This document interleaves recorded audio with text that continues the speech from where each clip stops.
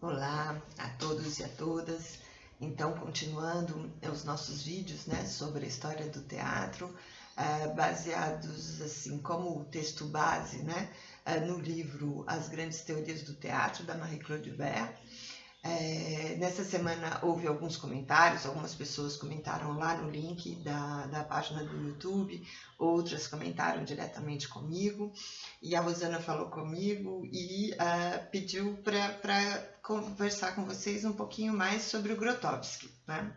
Então eu vou falar um pouquinho mais sobre o Grotowski, o teatro pobre, e depois a gente vai dar continuidade então para o nosso assunto, né?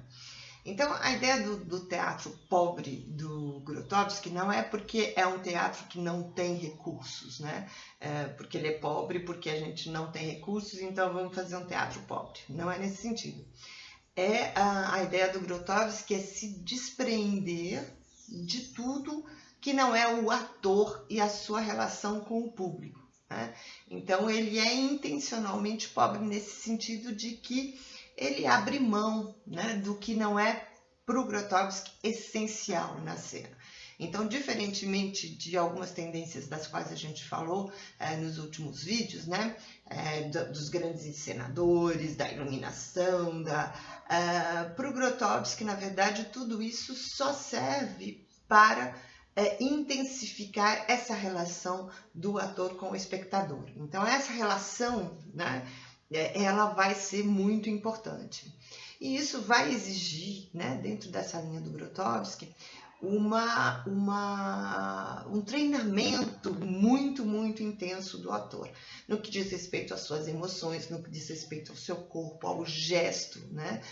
Tudo vai ser muito trabalhado e vai ter essa relação que vai ser muito próxima com o espectador, né? Então, o corpo ele é considerado como uma poesia, né? Então a gente vai começar a falar nessa fase da poesia do corpo, das poéticas do corpo, né? O Grotowski vai trabalhar com uma ideia de ressoadores, né? Então ele vai dizer que a respiração, então aquelas técnicas de respiração para o ator e tudo, o ator ele tem que descobrir caixas de ressonância no corpo, para que esse som ele possa sair de outras caixas de ressonância que não sejam só a voz do peito, a voz do diafragma, a intercostal. Então, uma exploração bem intensa mesmo do corpo, né? E do gesto, né? A consciência do corpo, a performatividade no teatro, né? O performar no teatro, o atuar, é ligado a uma forma de ritual, né? Como a gente já tinha falado. Então, esses treinamentos, eles levam o ator a se aprofundar nas suas emoções. Então, tem uma ideia meio sacrificial mesmo, né? Quase como uma missão, né? Uma missão ritualística, né? Eu vi alguns vídeos na internet que contam que o Grotowski esteve no Brasil e ele se interessou muito pelos rituais, né, afro-brasileiros. Então, muito nesse sentido do ritualístico. Então, não é um teatro comercial, vamos dizer assim, né? É um teatro realmente que quer reproduzir essa experiência iniciática, ritualística entre o ator e o espectador, né? Quem seguiu um pouco essas ideias do Grotowski é um encenador e teórico que é o Eugênio Barba, que ele é dinamarquês e criou uma companhia que se chama Odin Theatre. Essa companhia já esteve no Brasil, o Eugênio Barba já esteve no Brasil, já esteve até em Brasília. Tem uma companhia de Brasília que se chama Inspiração, se escreve de uma forma diferente, eu vou escrever aqui no descritivo do vídeo, Tal Filmes, que é coordenado pela Luciana Martuccelli. Tá? Tem um colega de vocês lá da UNB que faz doutorado, que é o André, que trabalha nessa companhia. Então, eles têm apresentam muitas peças, então seria interessante vocês conhecerem essa companhia para até conhecer melhor esse trabalho do Eugênio Barba, que é discípulo, vamos dizer assim, do Grotowski. Uma outra companhia que não tem diretamente ligação com o Grotowski, mas tem muita ligação com o Artaud e também com o Brecht, é a companhia do José Celso Martinez Correia, né? Também vou colocar a indicação embaixo, que é muito importante vocês conhecerem também. O José Celso já trouxe espetáculos aqui para Brasília, mas aqui em Brasília os teatros mais convencionais, né, não comportam bem, a meu ver, né, as apresentações do José Celso. O teatro dele lá em São Paulo, ele é como se fosse uma caixa retangular, né? O público fica de um lado e de outro, e a cena acontece no meio, né? É muito interessante a proposta de trabalho dele. Eu, como espectadora, gosto muito, mas para fazer teatro eu não utilizo muito essa linha do Zé Celso. Depois, se der tempo, hoje eu ainda vou falar do grupo Na Classe em Cena, vou explicar um pouquinho para vocês quais são as estratégias e técnicas que eu uso, né? Mas é muito interessante, né? O Zé Celso vai usar muito o filme, o cinema e as cenas filmadas, porque imaginem que vocês estão numa caixa retangular, então se eu como público estou aqui, espectadora, eu não vejo o que está acontecendo na extrema esquerda e nem na extrema direita, né? Então alguns atores eles estão filmando, e isso ao mesmo tempo passa em telas, né? Então é uma experiência estética muito, muito interessante, né? E essa ideia do filme dentro do teatro também é uma proposta de um outro autor que a gente vai trabalhar hoje, que é o Piscator, né? Então vocês vejam, hoje na contemporaneidade, é claro que cada diretor, cada realizador, eu como professora de teatro, a gente escolhe perspectivas, estratégias e técnicas que mais se adequam ao que a gente quer fazer. Eu trabalho com teatro e educação, por exemplo, né? Então, eu tenho que escolher estratégias que me sejam possíveis, né? Eu não sou uma profissional do teatro no sentido de ter um grupo profissional e tudo. Nós temos um coletivo que é um coletivo amador. Então, é claro que de acordo com as intenções, né, de uma determinada trupe, hoje a gente tem um repertório imenso de teorias, de técnicas, de estratégias para escolher. E essa escolha é sempre muito difícil, né? Porque quando a gente tem uma opção enorme, né, várias opções, a gente tem que abrir mão de algumas que às vezes a gente acha interessantíssimas, né? Eu acho interessantíssimo a ideia do Artaud, do Grotowski, mas essa experiência ritualística fica uma coisa muito complicada da gente colocar em prática num coletivo de teatro com alunos, né? Então a gente tem que adequar muitas vezes o que a gente pretende. Mas de toda forma é muito importante e muito interessante vocês darem uma olhadinha no trabalho do José Celso Martinez Correia. Tem muitos vídeos na internet, então vocês podem ver muito bem isso, né? Um outro elemento, né, desse trabalho sacrificial do Grotowski é o teatro. Para ele é uma exploração dos limites, né? Dos limites físicos e emocionais, né? Por isso que da última vez eu falei num trabalho que é quase iniciático, né? Porque ele exige do ator ele emergir das forças obscuras, né? Que o ser humano tem dentro de si. Então, vocês vejam que é um desafio bastante grande para trabalhar nessa linha, né? Então, por mais interessante que seja, né? Hoje eu vou falar um pouquinho mais agora do teatro político, né? Que é a linha com a qual eu mais me identifico, né? Como eu disse para vocês, o Na Classe em Cena é um coletivo de teatro amador e composto por alunos da UNB. Muita gente aqui no grupo já participou das montagens do Na Classe em Cena, né? Em francês, En Classe en Scène.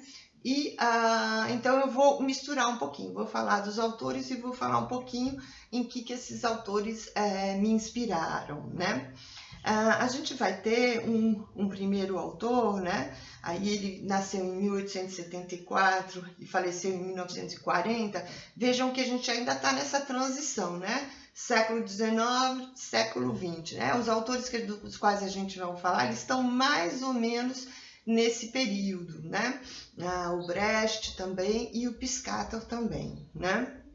O Meyerhold, ele foi discípulo de Stanislavski, de quem a gente já mas ele rompe com Stanislavski, especialmente na ideia do Stanislavski de manter a ilusão no palco, a ilusão de que aquilo está acontecendo realmente, né?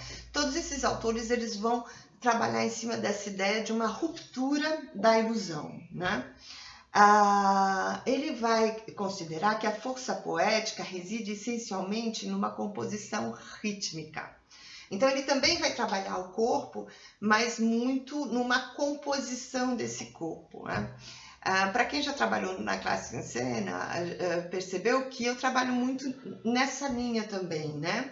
A gente trabalha o ritmo do espetáculo, o ritmo do texto. Os primeiros encontros do coletivo, a gente sempre vai brincar com os ritmos do texto, né? Com os ritmos da peça. Então, acelera e depois acalma. Então, rupturas no ritmo, né? Então, essa questão rítmica, quem já trabalhou comigo sabe que para mim é muito importante, né? O Meyerhold, ele sonha com um teatro revolucionário, né? Então, quem já trabalhou comigo sabe que esse também é o meu sonho, né? É o teatro transformando as pessoas. A gente vai ver que o Piscator acredita nisso, o Brecht acredita nisso, e eu também, né? Dentro da minha concepção de teatro, dentro dos textos que eu proponho, é o teatro como um agente de transformação, né? Transformando as pessoas com a intenção de transformar a sociedade. Então, alguém que também é importante, a gente vai tentar falar um pouquinho, é o Augusto Boal, que também considera o teatro dessa forma, né? O Meyerhold vai criar essa ideia, que depois vai inspirar Piscator e também Brecht, né? As coisas não acontecem de forma isolada, a gente já falou sobre isso, né? Então, atribui-se a Brecht muita coisa que Brecht, na verdade, já compartilhava, né, com outros teóricos e práticos do teatro, né? O Meyerhold vai considerar o público, o espectador, como um quarto criador. Então, vejam que essa ideia da participação do público, ela é muito importante. Na classe em cena, né, quem já viu o espetáculo, já participou, né, a gente fala para o público, a gente cria uma cumplicidade com o público. Então, vocês veem que isso não é invenção minha, né? Isso parte dos estudos desses teóricos ou de práticas que eu já vivenciei na minha vida, né? Também a gente vai falar da poética do corpo, né? Da mesma forma que o Grotowski lá falava de uma poética do corpo, o Meyerhold vai falar dessa poética do corpo, né?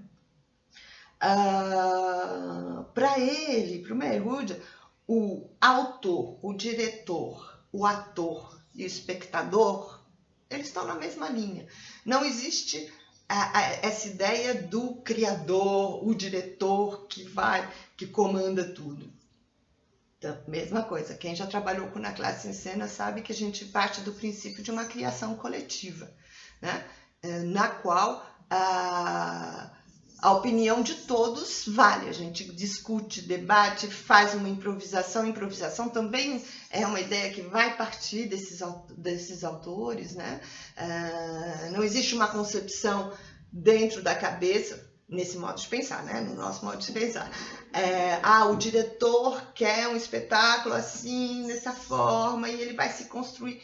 Não, ele se constrói dentro do coletivo. Então, vocês vejam a inspiração que está aí, né? Ele vai trazer elementos do circo. Então, ele vai trazer elementos a máscara, né? O clown, as técnicas de clown, acrobacias, muitos elementos do circo, né? Sempre que vocês procurarem alguma coisa sobre o Meyerhold, vocês vão ver imagens, né, de circo. O que hoje é muito comum, né? A gente vê que hoje muitas companhias usam, né, elementos do circo, mas na época Meyerhold foi um grande revolucionário trazendo essas técnicas para o teatro, né? É preciso lembrar que todos esses autores eles são profundamente influenciados pelo teatro asiático. Quando eu falo teatro asiático, são várias formas, né? Então a gente tem o no, o kabuki, o katakali, né?